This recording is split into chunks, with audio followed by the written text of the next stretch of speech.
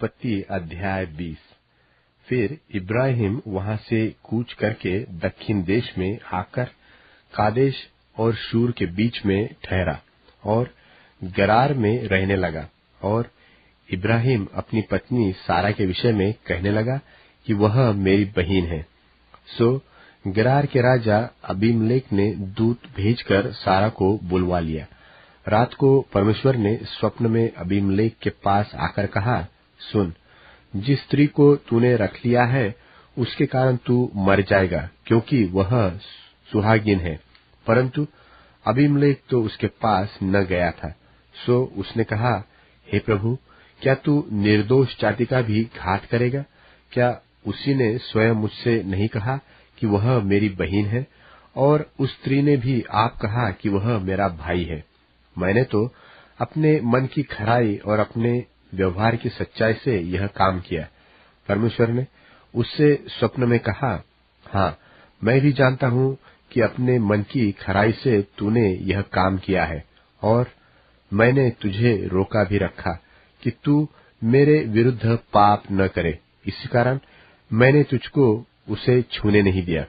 सो अब उस पुरुष की पत्नी को उसे फेर दे, क्योंकि वह नबी है और तेरे लिए प्रार्थना करेगा और तू जीता रहेगा।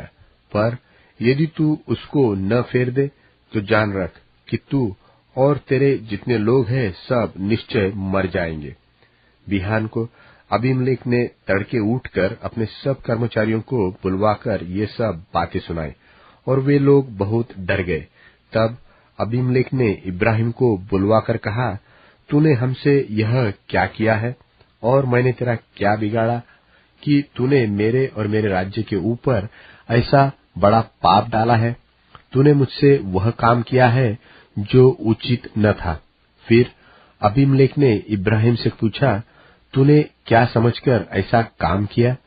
इब्राहिम ने कहा, मैंने यह सोचा था कि इस स्थान में परमेश्वर का कुछ भी भय न होगा।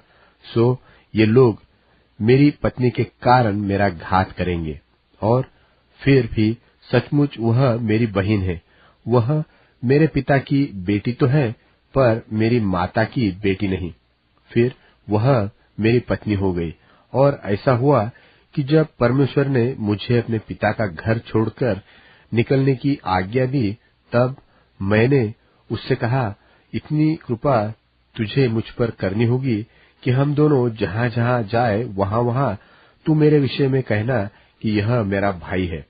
तब अबीमेलेक ने भेड़ बकरी, गाय बैल और दास दासियां लेकर इब्राहिम को दी, और उसकी पत्नी सारा को भी उसे फेर दिया। और अबीमेलेक ने कहा, देख, मेरा देश तेरे सामने है, जहां तुझे भावे वहां रह। और सारा से उसने कहा, देख, मैंने तेरे भाई को रुपये के 1000 टुकड़े दिए हैं। देख, तेरे सारे संगियों के सामने वही तेरी आंखों का पर्दा बनेगा, और सबों के सामने तू ठीक होगी।